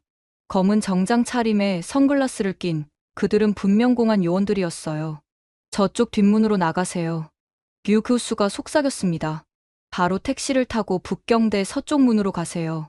거기서 린이라는 학생이 당신을 기다릴 겁니다. 그녀가 당신을 안전한 곳으로 안내할 거예요. 교수님은요? 걱정 마세요. 제가 그들을 막을 테니 빨리 가세요. 류 교수가 차관 안쪽으로 들어가고 저는 뒷문으로 빠져나왔습니다. 공안 요원들과 뭐라고 대화하는 소리가 들렸지만 더 이상 지체할 수 없었어요. 골목길을 빠르게 빠져나와 길가에서 택시를 잡았습니다. 북경대 서쪽 문으로 가주세요. 택시 안에서도 계속 뒤를 살폈습니다. 상황이 점점 더 복잡해지고 있었어요. 교수님은 중국인들에게 붙잡혀 있는 것 같고 일본인들도 이 일에 관여하고 있다니. 게다가 류 교수가 건넨 메모리 카드에는 어떤 내용이 담겨 있을까요? 정말 그것이 간도 문제의 진실을 담고 있을까요? 북경대 서쪽 문에 도착했을 때 해가 질 무렵이었습니다. 20대 초반으로 보이는 여학생이 불안하게 주변을 살피며 서 있었습니다. 린? 조심스럽게 다가가 물었습니다. 소피아 씨? 그녀가 빠르게 고개를 끄덕였습니다. 빨리 오세요. 공안이 캠퍼스 전체를 수색 중입니다. 류 교수님이 체포되셨어요. 제 가슴이 철렁 내려앉았습니다. 저 때문에 또 한 사람이 위험에 처한 것이었어요. 그럼 어디로 가야 하죠? 교외에 있는 한 마을로 갈 거예요. 그곳에 간도 출신 조선인 후손들이 살고 있습니다. 그들이 당신을 도울 거예요. 린을 따라 캠퍼스 뒷길로 빠져나와 멀리 세워진 낡은 차로 향했습니다. 그 순간 저 멀리서 경찰차 사이렌 소리가 들려왔어요. 서둘러요. 린이 긴박하게 말했습니다. 우리를 찾고 있어요. 어둠 속에서 빠르게 차에 올라탔고 린의 친구로 보이는 남학생이 운전석에 앉아 있었습니다. 엔진이 시동되고 차가 움직이기 시작했을 때 뒤에서 강한 불빛이 저희를 비췄어요. 공안입니다. 차를 세우세요. 차는 더 빠르게 달리기 시작했고 저는 뒷좌석에 몸을 숙였습니다. 베이징의 밤거리를 질주하는 차 안에서 이 위험한 게임이 이제 정점을 향해 치닫고 있다는 것을 실감했습니다. 메모리 카드에 담긴 비밀이 두 강대국을 뒤흔들 진실이라면 그것을 지켜내는 것은 이제 제 목숨을 건 임무가 되었어요. 여기서 내려요. 급히 멈춘 차에서 내려 어두운 골목길을 뛰어갔습니다. 사이렌 소리는 점점 멀어졌지만 긴장감은 여전했어요. 린과 그녀의 친구 지아는 저를 좁은 골목길로 안내했습니다. 저 오두막으로 들어가세요. 최소한 하룻밤은 안전할 거예요. 오두막 안은 놀랍게도 현대적인 장비들로 가득했습니다. 노트북, 스캐너, 무선 통신 장비가 테이블 위에 놓여 있었어요. 이곳은 우리 학생 연구 그룹의 비밀 기지예요. 지안이 설명했습니다. 류 교수님의 지도 아래 간도 지역의 진실을 연구하는 그룹이죠. 메모리 카드를 살펴봐도 될까요? 린이 조심스럽게 물었습니다. 잠시 망설였지만 이들이 아니면 누구에게도 의지할 수 없는 상황이었습니다. 주머니에서 메모리 카드를 꺼내 건넸어요. 린은 카드를 노트북에 연결하고 파일들을 열었습니다. 화면에는 낡은 문서의 스캔 이미지가 나타났어요. 1909년 간도협약의 원본이었습니다. 이건 지안이 놀란 표정으로 화면을 가리켰습니다. 시모노세키 조약의 비밀 부속 조항에 관한 문서도 있어요. 화면을 들여다보니 1895년 시모노세키 조약의 부속 문서로 보이는 이미지가 보였습니다. 일본어와 중국어로 작성된 문서였지만 하단에는 영어로 번역된 노트가 첨부되어 있었어요. 여기 보세요. 린이 손가락으로 가리켰습니다. 일본과 청나라는 조선의 영토 문제에 대해 비밀 합의를 했어요. 간도 지역의 조선인들을 점진적으로 통제하기 위한 계획이었죠. 지안이 보충 설명했습니다. 시모노세키 조약은 표면적으로 청나라가 조선의 독립을 인정하고 타이완을 일본에 할양하는 내용이었어요. 하지만 이 비밀 부속 조항에는 간도 지역에 대한 합의가 담겨 있었던 거죠. 화면을 더 자세히 보니 충격적인 내용이 눈에 들어왔습니다. 제3조 청국과 일본은 토문강도만강 이북 간도 지역 내 조선인 거주지에 대해 공동관리 체제를 수립한다. 단, 해당 지역의 최종 귀속은 추후 결정하되 조선왕국의 영토로 인정하지 아니한다. 제5조 양국은 간도 지역 내 조선인들의 법적 지위를 단계적으로 자국민에 귀속시키는 방안을 마련한다. 이 과정에서 발생하는 인구, 이동은 자연스러운 현상으로 간주한다. 끔찍해요. 저도 모르게 말이 나왔습니다. 두 강대국이 조선을 상대로 공모한 거군요. 이것뿐만이 아니에요. 린이 다른 파일을 열었습니다. 1909년 간도협약은 이 비밀 합의를 실행에 옮긴 조치였어요. 표면적으로는 간도를 청나라 영토로 인정하고 일본은 안봉선 안동봉천 철도 부설권을 얻는 거래였지만 지안이 말을 이었습니다. 실제로는 두 나라가 한반도 북부 지역의 영토와 조선인들의 권리를 거래한 거예요. 일본은 조선을 곧 식민지화할 계획이었고 청나라는 간도 지역의 영유권을 확보하고 싶었으니까요. 문서들을 살펴볼수록 충격적인 사실들이 드러났습니다. 일본과 청나라 후에 중화민국, 중화인민공화국으로 이어지는 100년 넘게 이 비밀 합의를 유지해왔고 간도 지역의 조선인들은 두 강대국 사이에서 희생되어 왔던 것이었어요. 이게 오늘날까지 은폐되어 온 이유가 뭘까요? 제가 물었습니다. 린이 진지한 표정으로 대답했습니다. 두 나라 모두 자국의 영토 주권에 관한 문제이기 때문이죠. 중국은 현재 간도를 포함한 동북부 지역에 대한 영유권의 의문이 제기되는 걸 원치 않아요. 일본도 과거 불법적인 영토 거래에 대한 책임을 인정하고 싶지 않고요. 윌슨 교수님은 이 모든 것을 발견했던 거군요. 제가 중얼거렸습니다. 네. 그리고 그것 때문에 위험에 처하셨어요. 린이 심각한 표정으로 말했습니다. 우리 류 교수님도 마찬가지고요. 이 자료들을 세상에 공개해야 해요. 제가 결연한 목소리로 말했습니다. 지안이 머리를 저었습니다. 그렇게 간단하지 않아요. 이 문서들만으로는 진실을 완전히 증명할 수 없어요. 일본과 중국 모두 이를 위조됐다고 주장할 테니까요. 그럼 어떻게 해야 하죠? 린이 화면을 넘겨 다른 문서를 보여줬습니다. 윌슨 교수님의 연구 노트에 따르면 결정적인 증거가 하나 더 있어요. 1930년대 일본이 만주를 점령한 후 제작한 비밀 지도입니다. 그 지도에는 간도 지역이 원래 조선 영토였다는 표시가 남아있다고 해요. 그 지도는 어디에 있나요? 류 교수님이 믿은 바로는 지안이 조심스럽게 말했습니다. 만주 하얼빈 근처의 옛 일본군 기지 폐허에 숨겨져 있을 가능성이 높아요. 윌슨 교수님은 그곳으로 향하다가 실종되셨죠. 저는 깊은 숨을 내쉬었습니다. 그럼 저도 그곳에 가야겠네요. 두 학생이 놀란 표정을 지었습니다. 너무 위험해요. 지금은 공안뿐만 아니라 일본 정보원들도 당신을 쫓고 있을 거예요. 알아요. 하지만 윌슨 교수님을 구하고 진실을 밝히기 위해서는 그 지도를 찾아야 해요. 그때 갑자기 바깥에서 자동차 엔진 소리가 들렸습니다. 우리 셋은 긴장된 표정으로 서로를 바라봤어요. 공안입니까? 제가 속삭였습니다. 린이 창문 틈으로 바깥을 살폈습니다. 아니에요. 검은 세단이네요. 일본 정보원들일 가능성이 높아요. 지안이 재빨리 노트북을 닫고 메모리 카드를 빼냈습니다. 뒷문으로 나가야 해요. 제가 하얼빈으로 가는 방법을 알려드릴게요. 그는 지도 하나를 급히 그려 제게 건넸습니다. 기차보다는 시외버스가 감시가 적을 거예요. 창춘에서 하얼빈까지는 작은 버스들이 다니는데 신분증 검사도 덜 엄격해요. 알겠어요.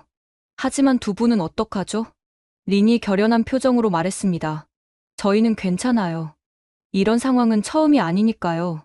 당신을 도울 수 있어서 영광이었어요. 간도는 우리 모두의 진실이니까요.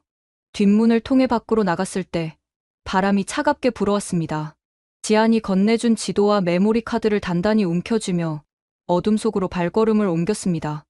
머릿속에는 시모노세키 조약의 비밀 조항들이 계속 맴돌았어요. 두 강대국이 조선이라는 작은 나라의 영토와 국민들을 거래한 역사적 진실. 그 진실을 세상에 알리기 위해, 그리고 윌슨 교수님을 구하기 위해 저는 만주의 깊은 곳으로 향하고 있었습니다. 뒤에서 갑자기 소리가 들렸습니다. 누군가 저를 쫓고 있었어요. 심장은 빠르게 뛰었지만 발걸음을 멈출 수 없었습니다. 이제 진실을 향한 가장 위험한 여정이 시작되고 있었으니까요. 어둠 속에서 달리며 좁은 골목길을 빠져나가려 애썼습니다. 발소리는 점점 가까워지고 있었어요. 모퉁이를 돌아 숨을 고르는 순간 강한 손길이 제 팔을 잡았습니다.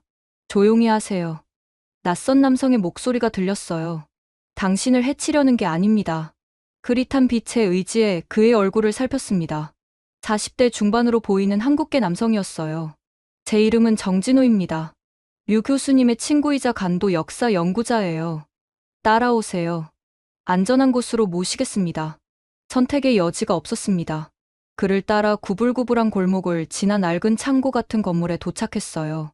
안으로 들어서자 놀랍게도 현대적인 연구실이 눈앞에 펼쳐졌습니다. 여기는 우리 연구팀의 비밀 기지입니다. 간도 역사를 연구하는 한중 공동팀이죠. 벽면에는 다양한 연대의 지도들이 붙어 있었고 책상 위에는 오래된 문서들이 펼쳐져 있었어요. 정진호 씨는 저를 테이블로 안내했습니다. 윌슨 교수님의 제자군요. 우리는 당신이 올 것을 알고 있었습니다. 저를 어떻게 아셨죠? 류 교수님이 체포되기 전에 연락을 주셨어요. 당신이 위험에 처했다고요. 정진호 씨는 조심스럽게 커다란 지도를 펼쳤습니다. 그것은 1910년경 제작된 동아시아 지도였어요. 이것은 일본 식민지 시대 초기에 제작된 지도입니다. 잘 보세요. 지도를 자세히 보니 간도 지역에 희미한 점선이 그어져 있었어요. 그 선은 두만강에서 북쪽으로 뻗어 있었죠. 이 점선은 조선의 영토 주장선입니다. 일본은 당시 이 지도를 내부용으로 제작했지만 공식적으로는 이미 간도를 청나라 영토로 인정한 후였죠. 그가 서랍에서 또 다른 지도를 꺼냈습니다. 1932년경 제작된 만주국 지도였어요. 이건 만주국 설립 직후 제작된 지도입니다. 이번엔 간도 지역을 보세요. 간도 지역에 특별한 표시가 있었습니다. 조선계 주민 집중 거주 구역이라는 표기와 함께 특별 행정구역으로 표시되어 있었어요. 일본은 만주국을 세운 후 간도 지역을 특별 관리했습니다. 표면적으로는 조선인들의 권리를 보호하는 척했지만 실제로는 그들을 철저히 통제하기 위함이었죠. 정진호 씨는 낡은 문서처를 꺼내 보여주었습니다. 이건 1933년 만주국 경무청의 비밀 문서입니다. 간도 지역 조선인 감시 및 동화 계획이 담겨 있어요. 문서를 살펴보니 일본어로 작성된 상세한 계획서였습니다. 조선어 사용 제한, 일본식 교육 강화, 토착 중국인과의 갈등 유도 등의 내용이 포함되어 있었어요. 일본은 간도 지역 조선인들을 중국인과 분리시킨 채 철저히 통제했습니다. 동시에 그들의 민족 정체성을 약화시키려 했죠. 정진호 씨가 컴퓨터를 켜고 스캔된 문서들을 보여주기 시작했습니다. 그리고 이것이 더 충격적인 부분입니다.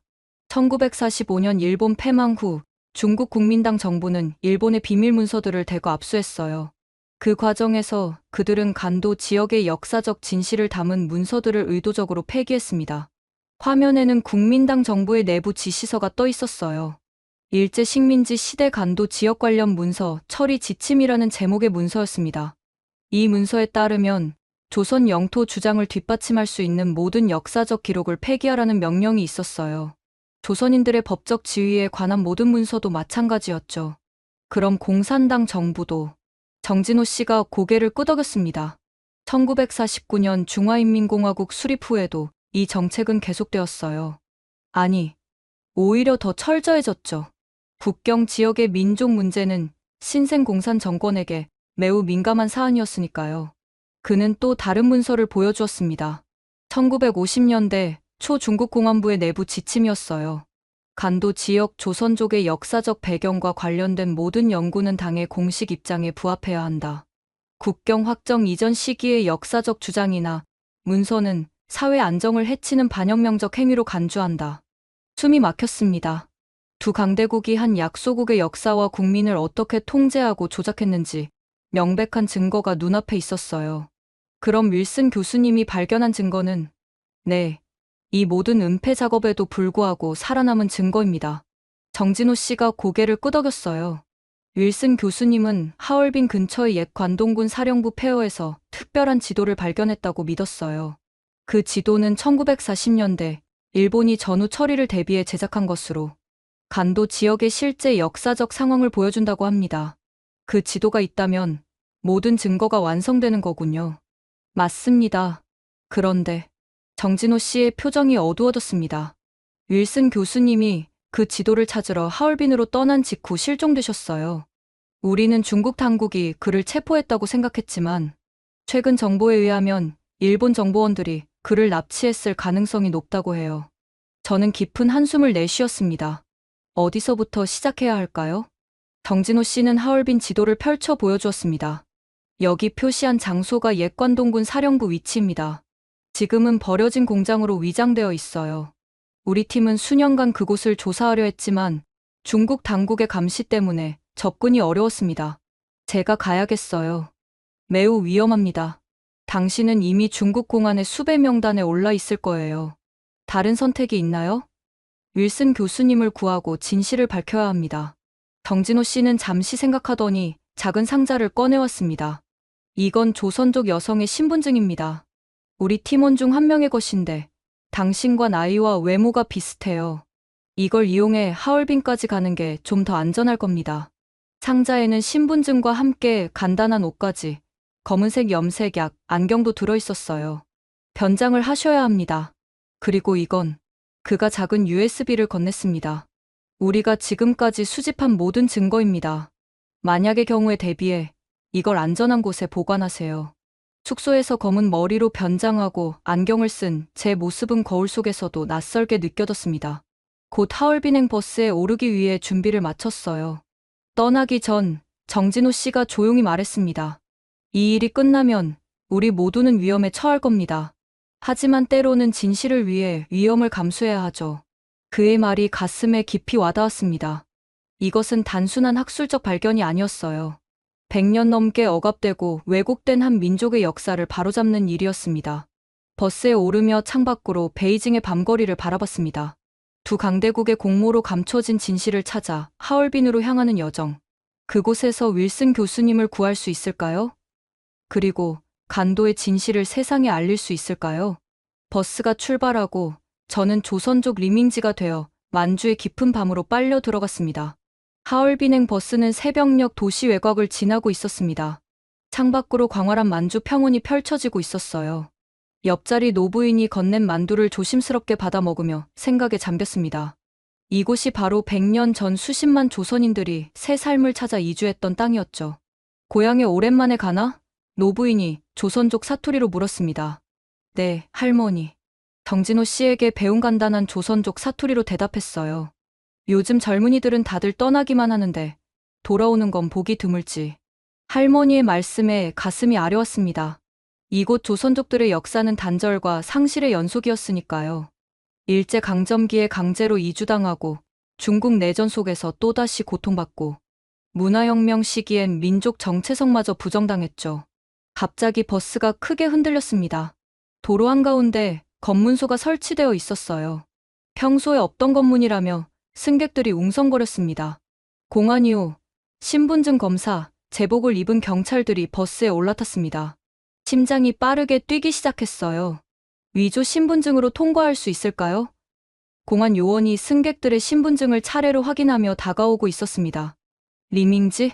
내 가짜 신분증을 유심히 살피던 공안이 물었습니다. 네. 최대한 담담하게 대답했지만 손바닥에 땀이 배어났어요. 그가 휴대용 단말기에 뭔가를 입력하고 신분증을 스캔했습니다. 무언가 화면에 뜨자 그의 표정이 변했어요. 따라오세요. 그의 말투는 더 이상 질문이 아닌 명령이었습니다. 버스에서 내려 검문소 안으로 들어갔습니다.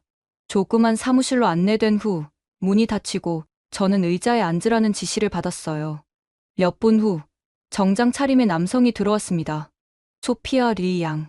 그가 영어로 말했어요. 베이징에서 많은 사람들이 당신을 찾고 있습니다. 제 본명을 알고 있었어요. 심장이 멎는 것 같았습니다. 저는 리밍지입니다. 무슨 말씀인지. 연기는 그만둡시다. 그가 차갑게 미소 지었어요. 저는 국가안전부 추위 요원입니다. 당신이 왜 여기 왔는지 정확히 알고 있어요.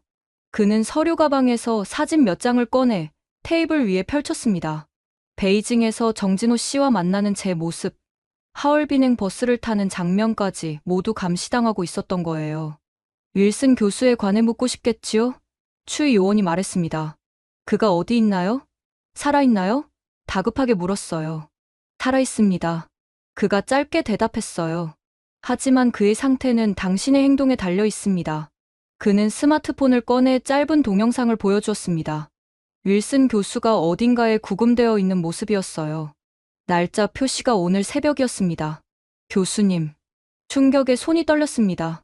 그는 국가 안보를 위협하는 불법 역사 조사를 했습니다. 매우 심각한 범죄죠. 역사 연구가 어떻게 범죄가 될 수 있나요? 중국에서는 국가 통합을 해치는 모든 활동이 범죄입니다. 그의 목소리는 차갑게 울렸어요. 특히 민감한 국경 지역과 민족 문제에 관한 것이라면 더욱 그렇죠. 추위 요원은 의자에 깊이 기대앉으며 천천히 말을 이어갔습니다. 윌슨 교수와 당신, 그리고 그 한국인 정진호까지 모두 간도 문제를 들쑤시고 있습니다. 왜죠? 이미 100년 전에 해결된 문제를 왜 다시 파헤치나요? 진실을 알리기 위해서입니다. 제 목소리가 떨렸지만 단호하게 말했어요. 두 나라가 약소국의 영토를 어떻게 거래했는지 그 진실을 세상이 알아야 해요. 진실? 그가 비웃듯 말했습니다. 역사에서 진실이란 승자가 기록하는 것입니다. 패자의 주장은 그저 불만일 뿐이죠. 그렇다면 왜 그 불만이 두려운 겁니까? 왜 그토록 필사적으로 증거를 숨기려 하나요? 추위 요원은 잠시 침묵했다가 말했습니다. 소피아 양, 당신은 현실을 모르는군요. 국경 문제는 단순한 학술 논쟁이 아닙니다. 국가 안보의 핵심이죠. 중국은 56개 민족이 평화롭게 공존하는 나라입니다. 그 균형을 깨뜨릴 수 있는 어떤 시도도 용납할 수 없어요. 그가 다른 사진들을 펼쳐 보였습니다. 정진호 씨의 연구실, 그의 일상 모습, 심지어 그의 가족 사진까지 있었어요. 정진호는 위험한 인물입니다. 민족 분열을 조장하는 자죠. 하지만 우리는 그를 오랫동안 감시해왔습니다. 당신들이 원하는 게 뭐죠? 질문했습니다. 간단합니다. 모든 조사를 중단하고 지금까지 수집한 모든 자료를 우리에게 넘기세요. 그러면 윌슨 교수를 석방하고 당신을 미국으로 안전하게 돌려보내 드리겠습니다. 그리고 만약 거절한다면? 윌슨 교수는 국가안보 위협 혐의로 재판에 회부될 겁니다. 최소 15년형이죠. 당신도 마찬가지고요. 그의 눈빛이 날카로워졌습니다. 그리고 정진호와 그의 가족들도 안전하지 않을 겁니다. 그건 협박이군요. 현실적인 선택지를 제시하는 겁니다. 추위 요원이 미소 지었어요.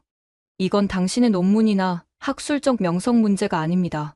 실제 사람들의 생명과 안전이 걸린 문제죠. 머리가 복잡했습니다. 저와 윌슨 교수의 안전도 중요했지만 정진호 씨와 그의 가족들까지 위험에 빠뜨릴 권리는 없었어요. 하지만 이대로 포기한다면 100년간 은폐된 진실은 영원히 묻히게 될 텐데 생각할 시간이 필요합니다. 겨우 말을 이을 수 있었어요. 물론이죠. 추의 요원이 고개를 끄덕였습니다. 24시간 드리겠습니다. 그동안 당신은 이 건물에 머물게 될 거예요. 내일 아침 최종 결정을 듣겠습니다. 추의 요원이 나가고 저는 작은 방에 혼자 남겨뒀습니다. 창문 없는 좁은 공간, 침대와 책상, 욕실이 전부였어요. 문은 물론 밖에서 잠겨 있었죠. 책상에 앉아 머리를 감싸 쥐었습니다. 선택지가 별로 없었어요. 진실을 포기하고 모두의 안전을 택할 것인가? 아니면 위험을 무릅쓰고 계속 싸울 것인가? 문득 정진호 씨가 준 USB가 생각났습니다. 다행히 검문 과정에서 발견되지 않았어요. 신발 밑창에 숨겨둔 작은 USB를 조심스레 꺼냈습니다. 이것만이라도 지켜야 했어요. 방 안에서 케이블이 좀 느슨해 보이는 TV를 발견했습니다. 조심스럽게 TV 뒷판을 열었어요. USB를 연결할 포트를 찾아 꽂았습니다. 운이 좋게도 오래된 모델이라 외부 저장 장치 인식이 가능했어요. 파일들을 빠르게 살펴보았습니다. 정진호 씨가 말한 모든 증거가 있었어요. 일본 식민지 시대 지도들, 만주국 문서들, 그리고 전에 보지 못했던 폴더 하나가 눈에 띄었습니다. 하얼빈 관동군 사령부 좌표라는 제목의 파일이었어요. 열어보니 상세한 위치 정보와 건물 내부 구조도까지 있었습니다. 윌슨 교수님이 마지막으로 찾아갔던 곳이 분명했어요. 그리고 아마도 그 안에 결정적인 지도가 있을 것입니다. 하지만 이대로는 빠져나갈 수 없었어요. 추의 요원이 24시간 내에 답을 요구했으니 그 시간 안에 방법을 찾아야 했습니다. 생각을 정리하려는 찰나 갑자기 노크 소리가 들렸어요. 조심스럽게 TV를 원상복구하고 문 쪽으로 다가갔습니다.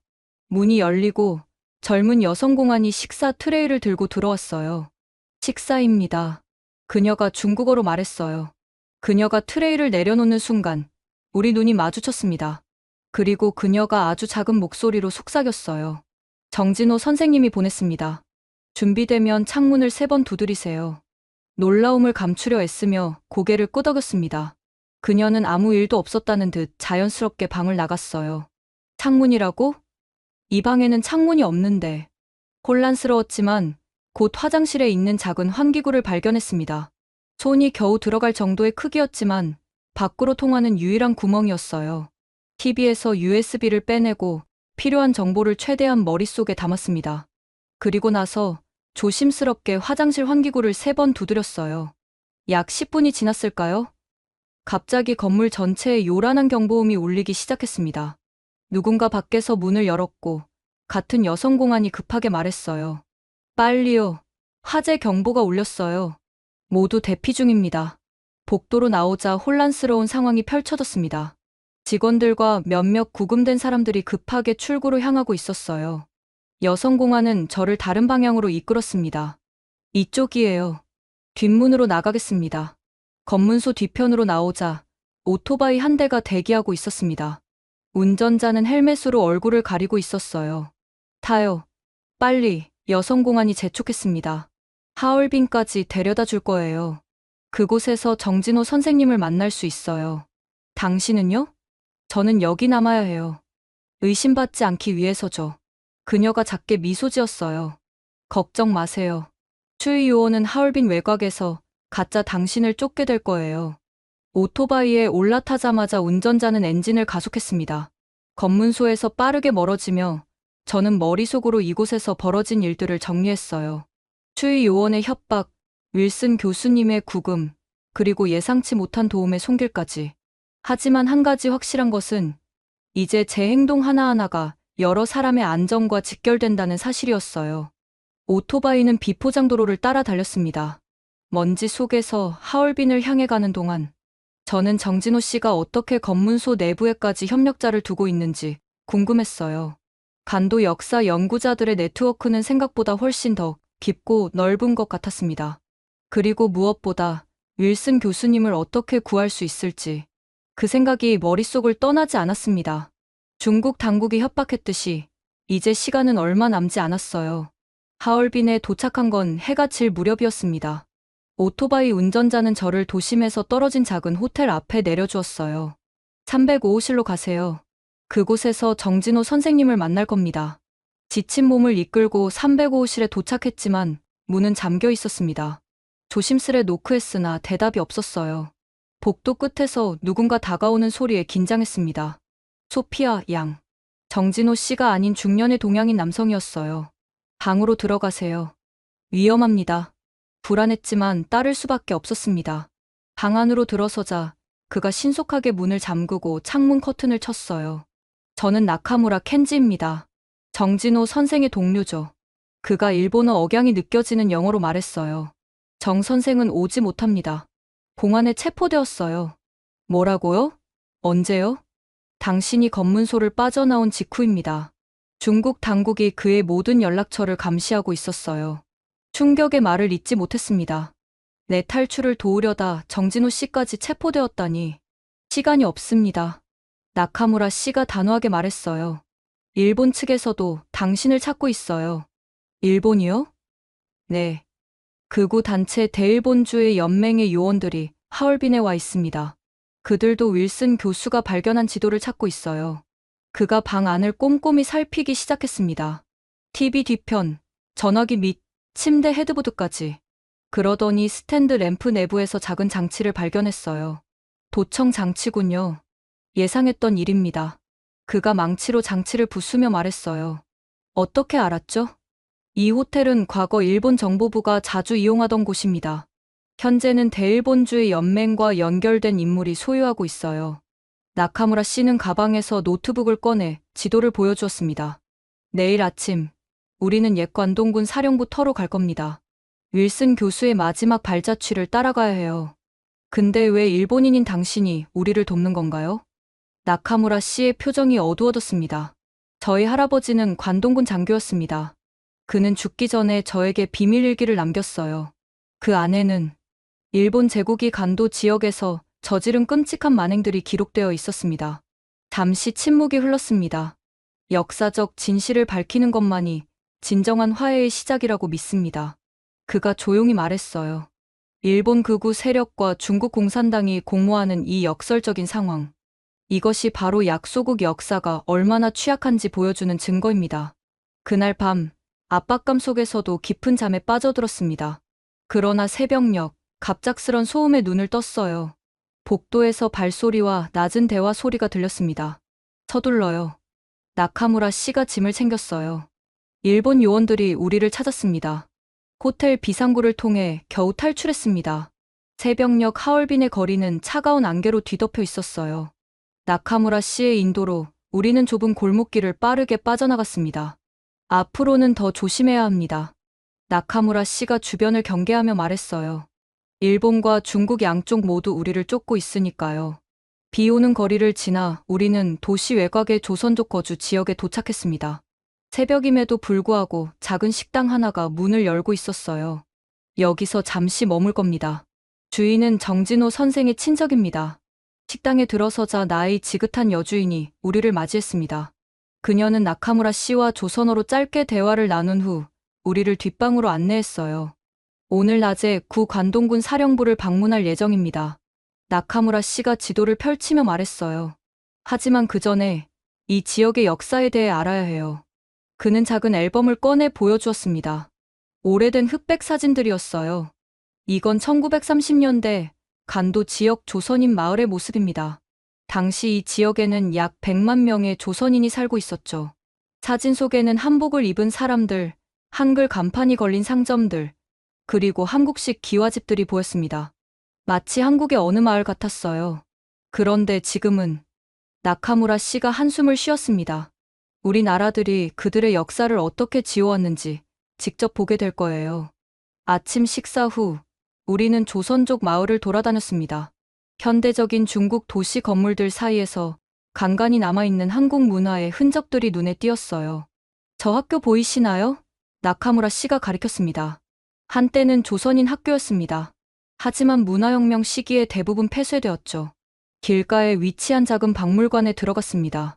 간도 민족화합 전시관이라 쓰여 있었어요. 전형적인 중국식 민족 정책의 산물입니다. 나카무라 씨가 낮은 목소리로 설명했어요. 모든 역사를 화합이라는 이름으로 재해석하죠. 박물관 내부는 놀라울 정도로 비어 있었습니다. 간도 지역 조선족의 역사는 1949년 중화인민공화국 수립 이후부터 시작된 것처럼 전시되어 있었어요. 그 이전의 역사는 거의 언급되지 않았죠. 1945년 이전 기록들은 어디 있나요? 안내원에게 물었습니다. 그런 기록은 많지 않습니다. 일제시대 자료는 대부분 파괴되었거든요. 그녀의 대답이 정형화된 것처럼 들렸어요. 박물관을 나와 조용한 골목길로 접어들었습니다. 나카무라 씨는 낡은 건물 하나를 가리켰어요. 저곳은 과거 간도 독립운동가들의 비밀 회합 장소였습니다. 지금은 아무도 그 역사를 기억하지 못하죠. 우리는 오래된 묘지에도 들렀습니다. 비석에 새겨진 한글 이름들이 희미하게 남아 있었어요. 중국 당국은 이런 묘지조차 정비한다는 명목으로 철거하고 있습니다. 나카무라 씨의 목소리에 분노가 느껴졌어요. 그들의 존재 자체가 불편한 진실을 상기시키니까요. 여정을 계속하며 우리는 고령의 조선족 할아버지를 만났습니다. 그는 한국어와 중국어가 섞인 독특한 사투리로 나카무라 씨와 대화를 나눴어요. 할아버지께서는 이 지역에서 태어나 90년을 사셨답니다. 나카무라 씨가 통역해 주었어요. 그분 말씀으로는 어릴 때 이 마을 대부분이 조선인이었대요. 하지만 지금은 10% 미만만 남았습니다. 할아버지, 혹시 옛날 간도가 어디까지였는지 기억하세요? 제가 물었습니다. 할아버지는 떨리는 손으로 바닥에 지도를 그리기 시작했어요. 두만강에서 북쪽으로 뻗은 영토를 표시하셨죠. 할아버지 조부께서는 항상 이 땅은 원래 우리 땅이라고 말씀하셨대요. 나카무라 씨가 통역했습니다. 하지만 그런 이야기는 이제 아무도 하지 않는답니다. 위험하니까요. 할아버지의 작은 집을 나오며 저는 마음이 무거워졌습니다. 사라져가는 역사, 지워지는 정체성, 그리고 그 과정에 공모한 강대국들. 자, 이제 관동군 사령부터로 가야 합니다. 나카무라 씨가 말했어요. 그곳에 윌슨 교수가 찾던 지도가 있을 거예요. 오래된 트럭을 타고 하얼빈 외곽으로 향했습니다. 도시를 벗어나자 광활한 만주 평원이 펼쳐졌어요. 비가 그치고 구름 사이로 햇빛이 비추기 시작했습니다. 저기 보이는 폐허가 바로 옛 관동군 사령부터입니다. 나카무라 씨가 지평선 끝 회색 건물을 가리켰어요. 수십 년간 방치된 채로 남아있죠.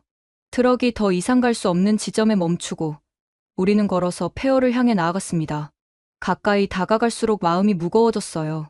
이곳에서 얼마나 많은 비극적 결정들이 내려졌을지 생각하니 소름이 돋았습니다.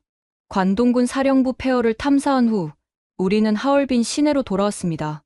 나카무라 씨의 연락책이 준비한 안전가옥에 도착하자마자 휴대폰이 울렸어요. 소피아 씨, 뉴스 확인하셨나요? 저장해둔 번호도 아닌 생소한 목소리였습니다. 누구세요? 윌슨 교수님의 동료입니다. 지금 하얼빈 그랜드 호텔을 확인해보세요. 전화가 끊기고 저는 즉시 인터넷 뉴스를 검색했습니다. 그랜드 호텔에서 중일 경제협력 회담이 비공개로 열리고 있다는 짧은 기사가 있었어요. 이건 기회예요. 나카무라 씨가 말했습니다. 그 호텔에 누가 오는지 확인해야 합니다. 우리는 택시를 타고 그랜드 호텔로 향했습니다. 호텔 로비는 평소보다 경비가 삼엄했어요. 나카무라 씨는 호텔 직원 친구에게 연락해 도움을 요청했습니다. 2층 연회장에서 비공개 회의가 진행 중이래요. 참석자 명단은 급비라고 합니다. 망설일 시간이 없었습니다. 나카무라 씨의 친구가 건넨 호텔 유니폼을 입고 음료 서빙 카트를 밀며 2층으로 올라갔어요. 여기서 조심하세요. 들키면 큰일 납니다. 나카무라 씨가 귓속말로 당부했습니다. 연회장 앞 복도에 도착하자 양복을 입은 경호원들이 문 앞을 지키고 있었어요. 서빙 카트를 밀며 자연스럽게 지나치는 동안 살짝 열린 문틈으로 안을 엿볼 수 있었습니다. 순간 숨이 멎는 것 같았어요. 방 안에는 일본 외무성 관계자로 보이는 인물과 중국 외교부 고위 관리가 앉아 있었습니다. 그들 앞에는 지도가 펼쳐져 있었어요. 카트를 밀고 지나치며 스마트워치로 몰래 사진을 찍었습니다. 복도 끝에 도착해 화장실로 들어가 사진을 확인했어요. 이건 놀라움을 감출 수 없었습니다. 그들이 보고 있던 지도는 바로 간도 지역이었어요. 화장실에서 나오자마자 익숙한 얼굴과 마주쳤습니다. 베이징에서 저를 미행했던 그 중국 요원이었어요. 그의 눈이 커지며 저를 알아보는 순간 달리기 시작했습니다. 소피아, 이쪽이에요. 비상구에서 나카무라 씨가 손을 흔들었습니다.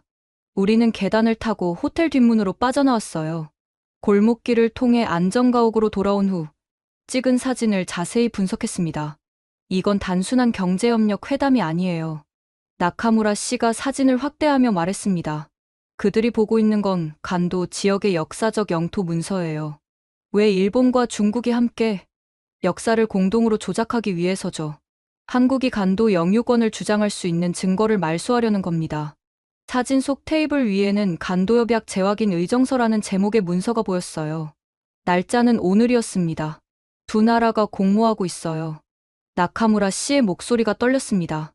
우리가 진실을 밝히기 전에 모든 증거를 없애려는 작업이 이미 시작됐습니다. 안전가옥 벽에 붙인 지도를 바라보며 나카무라 씨가 심각한 표정으로 말했습니다. 그랜드 호텔에서 본 간도협약 재확인 의정서가 정확히 무엇인지 밝혀내야 합니다. 나카무라 씨는 노트북을 열고 연락처 목록을 확인했습니다. 잠시 후 영상통화가 연결되었어요. 박 교수님, 저 나카무라입니다. 긴급한 도움이 필요합니다. 화면 속 노년의 한국인 학자는 놀란 표정이었습니다. 나카무라 군, 자네 지금 어디에 있나? 모두가 자네를 찾고 있어. 하얼빈입니다. 소피아 양과 함께요. 간도협약 재확인 의정서에 대해 들어보셨습니까? 박 교수는 안경을 고쳤으며 긴장된 표정으로 말했습니다. 그건 실존하면 안 되는 문서야. 어디서 그 이름을 들었지? 나카무라 씨는 그랜드 호텔에서 찍은 사진을 전송했습니다. 박 교수의 얼굴이 창백해졌어요. 이건 큰일이구나. 그들이 마지막 증거까지 없애려는 거야. 무슨 증거요? 제가 물었습니다. 간도가 한국 영토였다는 결정적 증거지. 1909년 간도협약은 일본이 머일전쟁 후 중국과 맺은 불법 조약이었어. 하지만 더 중요한 건 그 이전의 문서들이야. 박 교수는 화면 너머에서 낡은 책 한 권을 꺼냈습니다. 이건 1881년 조선과 청나라 사이의 국경 협상 기록이야. 당시 청나라도 간도가 조선 영토라는 것을 인정했었지. 하지만 이 문서는 후에 조작되었어. 조작이요? 그래. 일본은 1909년 간도를 중국에 넘기면서 역사적 증거들을 모두 조작했어. 그리고 중국은 그 대가로 만주 철도 2권을 일본에 넘겨주었지. 나카무라 씨가 고개를 끄덕였습니다. 그러니까 윌슨 교수님이 찾던 것은 바로 조작되기 전의 원본 지도와 문서일 거야. 박 교수가 말을 이었습니다. 그게 존재한다면 간도가 원래 한국 영토였다는 증거가 될 테니까. 갑자기 나카무라 씨의 얼굴이 밝아졌습니다. 관동군 사령부 터에서 발견한 그 상자. 그가 배낭을 뒤적여 녹슨 금속 상자를 꺼냈습니다. 이게 뭔지 확인해 봐야겠어요. 상자는 단단히 잠겨 있었지만 나카무라 씨는 지혜롭게 잠금 장치를 풀었습니다. 안에는 오래된 양피지 지도와 함께 일본어와 한문이 섞인 문서들이 보관되어 있었어요. 이건 나카무라 씨의 손이 떨렸습니다. 1905년 일본 외무성이 작성한 비밀 지시서예요. 간도 영유권 관련 문서 조작 계획이라고 적혀 있습니다. 박 교수가 흥분된 목소리로 말했습니다. 그게 바로 윌슨 교수가 찾던 결정적 증거야. 지도를 보여줘. 양피지 지도를 펼치자 백두산에서 시작해 북으로 뻗어나가는 국경선이 선명하게 그려져 있었습니다. 그 경계는 현재 중국 영토인 간도 지역 전체를 포함하고 있었어요. 이 지도는 1880년대 조선과 청나라가 합의한 실제 국경을 보여주고 있어. 박 교수의 목소리가 떨렸습니다. 일본과 중국이 100년 넘게 감춰온 진실이야. 문서들을 하나씩 검토하면서 우리는 엄청난 역사적 조작의 증거들을 발견했습니다. 일본이 러일전쟁 승리 후 간도를 중국에 넘기면서 두 나라가 공모의 역사를 다시 쓴 것이었어요. 이 증거들을 세상에 알려야 해. 나카무라 씨의 눈빛이 결연했습니다. 하지만 먼저 이곳을 안전하게 빠져나가야 합니다. 서둘러야 합니다. 나카무라 씨가 서류들을 방수 가방에 넣으며 말했어요. 그랜드 호텔에서 우리를 본 사람이 있다면 이 안전가옥도 곧 위험해질 거예요. 박 교수는 영상통화로 계속 조언을 해주었습니다. 북한과 러시아 국경은 너무 위험해. 몽골 쪽으로 빠져나가는 게 좋을 거야. 내 아는 사람이 투무르라는 마을에 있어. 그를 찾아가. 갑자기 밖에서 자동차 소리가 들렸어요. 창문으로 내다보니 검은색 세단 두 대가 집 앞에 멈춰 섰습니다. 늦었군요. 나카무라 씨가 재빨리 짐을 챙겼습니다. 뒷문으로 나가요. 우리는 뒷골목으로 빠져나와 어둠 속을 달렸습니다. 멀리서 고함 소리와 발소리가 들려왔어요. 이쪽입니다. 나카무라 씨가 좁은 골목으로 저를 이끌었습니다. 기차역으로 가야 해요. 하얼빈 기차역에 도착했을 때는 이미 자정이 넘어 있었습니다. 나카무라 씨는 현금으로 2장의 표를 구매했어요. 우리는 지금부터 중국 동북부 변경을 따라 이동할 겁니다. 몽골 국경까지 가는 거예요. 밤 기차에 올라 좁은 침대칸에 몸을 던졌습니다. 창밖으로는 어두운 만주 평원이 끝없이 펼쳐져 있었어요. 소피아 씨, 이 문서들이 얼마나 중요한지 아세요? 나카무라 씨의 목소리가 진지했습니다. 이건 단순한 영토 문제가 아니에요. 수백만 명의 정체성에 관한 문제죠. 하지만 왜 일본과 중국이 이토록 필사적으로 숨기려 하는 거죠? 역사를 인정하는 순간 그들의 과거 행위에 대한 책임을 져야 하니까요. 또한 현재의 국경선도 재검토해야 할 수도 있고요. 기차가 흔들리는 소리만 들리는 정적이 흘렀습니다. 갑자기 객실 문을 두드리는 소리가 들렸어요. 검표입니다. 나카무라 씨와 눈을 마주쳤습니다. 이 시간에 검표는 이상했어요. 나카무라 씨는 손가락을 입에 대고 조용히 하라는 신호를 보냈습니다. 검표입니다. 문 열어주세요. 노크 소리가 점점 거세졌습니다. 나카무라 씨는 재빨리 창문을 열었어요. 뛰어내려요. 뭐라고요? 기차가 움직이고 있잖아요. 선택의 여지가 없어요. 저들은 검표원이 아닙니다. 문이 강제로 열리기 시작했을 때 우리는 결단을 내려야 했습니다. 나카무라 씨가 먼저 뛰어내렸고 저도 뒤따랐어요. 몸이 땅에 부딪히며 굴러갔지만 다행히 심각한 부상은 없었습니다. 빨리 숲으로 들어가요. 나카무라 씨가 외쳤습니다. 우리는 철로 옆 숲으로 달려갔습니다. 뒤에서는 기차가 급정거하는 소리와 함께 고함 소리가 들렸어요. 밤새 우리는 숲속을 헤매며 추적자들을 피했습니다. 새벽녘 작은 시골 마을에 도착했어요. 이제 어떻게 하죠? 지친 목소리로 물었습니다. 국경까지는 아직 300km가 넘게 남았어요. 나카무라 씨가 지도를 확인하며 말했습니다. 하지만 직접 가긴 너무 위험해요. 도움이 필요합니다. 그는 휴대폰을 꺼내 짧은 메시지를 보냈습니다. 1시간 후 낡은 트럭 한 대가 마을 어귀에 나타났어요. 박 교수님의 지인이 보낸 사람들입니다. 나카무라 씨가 안도의 한숨을 쉬었습니다. 이제 국경으로 가야 해요. 트럭에 올라타며 이 위험한 여정이 곧 끝날 것이라는 희망을 가졌습니다. 하지만 국경에서 우리를 기다리고 있을 시련은 아직 상상조차 할 수 없었어요. 트럭은 비포장도로를 따라 끝없이 이어지는 초원 지대를 달렸습니다. 창문 밖으로 보이는 풍경은 점점 더 황량해졌어요. 곧 국경이 보일 겁니다. 운전사가 말했습니다. 하지만 정식 국경검문소는 피해야 해요. 당신들을 찾고 있을 테니까요. 해가 저물기 시작할 무렵 트럭은 작은 언덕 뒤에 멈춰 섰습니다.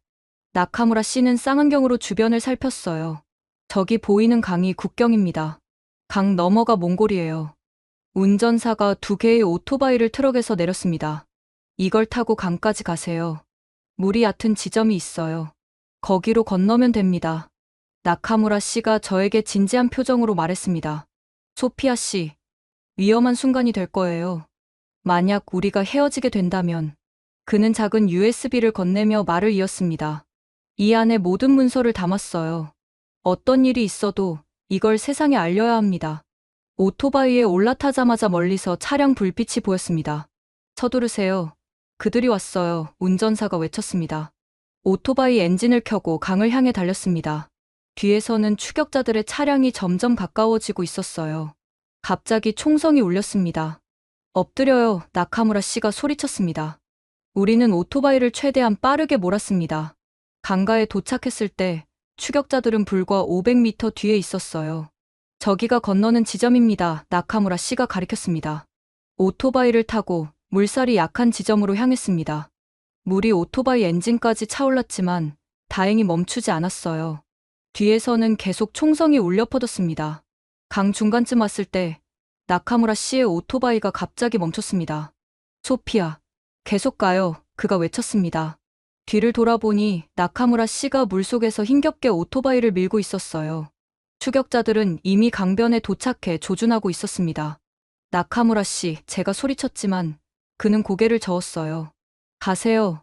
문서가 중요합니다. 마음이 무거웠지만 저는 오토바이를 다시 몰아 몽골 쪽 강변을 향해 나아갔습니다. 뒤에서 여러 발의 총성이 들렸어요. 그리고 나카무라 씨의 마지막 외침이 들렸습니다. 진실을 밝혀주세요. 몽골 쪽 강변에 도착했을 때 저는 뒤돌아보지 않았습니다. 다만 나카무라 씨의 희생이 헛되지 않도록 최선을 다해야 한다는 결심만 굳게 했어요. 울란바토르에 도착한 후 저는 즉시 한국 대사관을 찾았습니다. 그곳에서 박 교수와 연락이 닿았고 그의 도움으로 안전하게 한국으로 건너갈 수 있었어요. 서울에 도착한 지 일주일 후 세계 주요 언론사들의 간도 관련 문서들이 공개되었습니다. 뉴욕 타임스, 가디언, 르몽드 등 영향력 있는 언론들이 일제히 세계의 역사 조작이라는 제목으로 보도했어요. 일본과 중국이 100년 넘게 공모해 한반도의 영토 권리를 부정했다.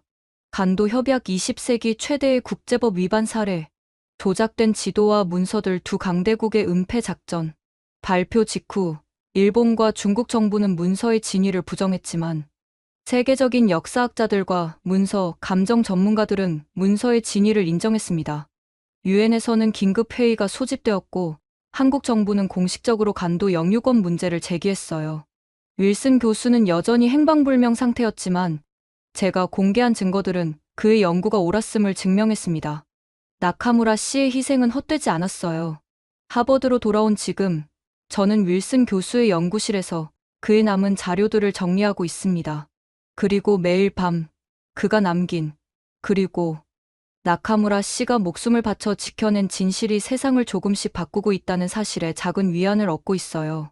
소피아 리의 용기 있는 행동으로 100년 넘게 은폐된 간도의 진실이 마침내 세상에 알려졌습니다. 윌슨 교수의 행방은 아직도 불분명하지만 그의 제자가 완성한 연구는 국제 역사학계를 뒤흔들었습니다. 역사는 언제나 승자에 의해 쓰여진다지만 때로는 한 사람의 용기가 그 흐름을 바꾸기도 합니다. 여러분도 역사 속에서 은폐된 진실을 알고 있다면 댓글로 이야기를 나눠주세요. 다음 이야기에서 또 만나겠습니다. 이 영상이 도움이 되셨다면 구독과 좋아요 부탁드립니다. 여러분의 응원이 더 좋은 콘텐츠를 만드는데 큰 힘이 됩니다. 지금까지 원더풀 해외사연이었습니다. 감사합니다.